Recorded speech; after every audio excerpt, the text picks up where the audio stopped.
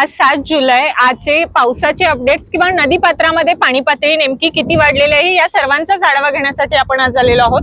आज आपण पंचगंगा पुलावरती आहोत। या ठिकाणी आपण पाहू शकताय की मोठ्या प्रमाणात नदीच्या पाणी पातळीमध्ये वाढ झालेली आहे। 2 दिवसांपूर्वी पाणी हे पात्राबाहेर पडल्याचं चित्र आपल्याला पाहायला मिळालेलं होतं। पाण्याचा प्रवाह जर पाहिला तर आपण जोरदार प्रवाह या ठिकाणी पाण्याचा प्रवाह जोरदार असल्याचं चित्र पाहायला मिळतंय। आज 7 जुलै राजाराम बंधाऱ्यावरील पंचगंगा नदीची पातळी ही 35 फूट 5 इंच असून 5 इंच इतकी नोंदवण्यात आलेली आहे। सध्या नदी पात्रातून 37,327 क्युसेक पाण्याचा विसर्ग सुरू आहे। नदीची इशारा पातळी ही 39 फूट तर धोका पातळी ही 43 फूट असल्याचं पाहायला मिळतंय। नदी सध्या 35 फूट 5 इंच पाणी पातळी गाठलेली आहे। नदीची इशारा पातळी गाठण्यासाठी अवघे 4 फूट पाणी बाकी असल्याचं आपल्याला पाहायला मिळतंय।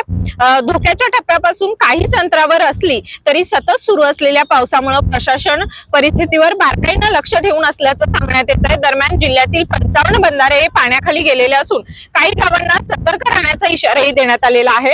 यामध्ये कोल्हापूर जिल्ह्यामध्ये अहवालानुसार पंचगंगा, वारणा, दूधगंगा, वेदगंगा, हिरण्यकेशी, कासारी, कुंभीसह विविध नद्यांवरील एकूण 55 बंधाऱ्यांवरून पाणी वाहत असल्याचं पाहायला मिळतंय। त्यामुळे अनेक मार्ग आज ठप्प झालेले आहेत।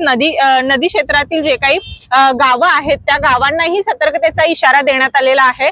आपण पंचगंगेचा आढावा घेतला, त्याचबरोबर राजाराम बंधाऱ्यावरही पाण्याची पातळी मोठ्या प्रमाणात वाढत असल्याचं चित्र पाहायला मिळतंय। नृसिंहवाडीमध्ये दत्त मंदिराच्या ठिकाणी या ठिकाणी दक्षिणोत्तर जो सोहळा असतो तो आज सोहळा पार पडलेला आहे। त्याचबरोबर कोल्हापूर जिल्ह्यामधील पर्याग चिखली या ठिकाणी प्रत्येक वेळी पुराचा धोका असल्याचं वारंवार सांगितलं जातं, परंतु अद्यापही पूर परिस्थिती निर्माण झालेली नसली तरी वाढता घाटमाथ्यावर असलेला जोरदार पाऊस, सध्या पावसानं उसंत घेतली आहे, परंतु घाटमाथ्यावर जो जोरदार पाऊस सुरू आहे त्या पावसामुळे पर्याग चिखलीच्या नदींमधील पाणी पातळी ही वाढत असल्याचं चित्र आपल्याला पाहायला मिळतंय। आपण संपूर्ण कोल्हापूर जिल्हा असेल याचा आढावा घेतोय आणि प्रत्येक दिवसाचे अपडेट आपल्यापर्यंत पोहोचवण्याचा प्रयत्न करतोय।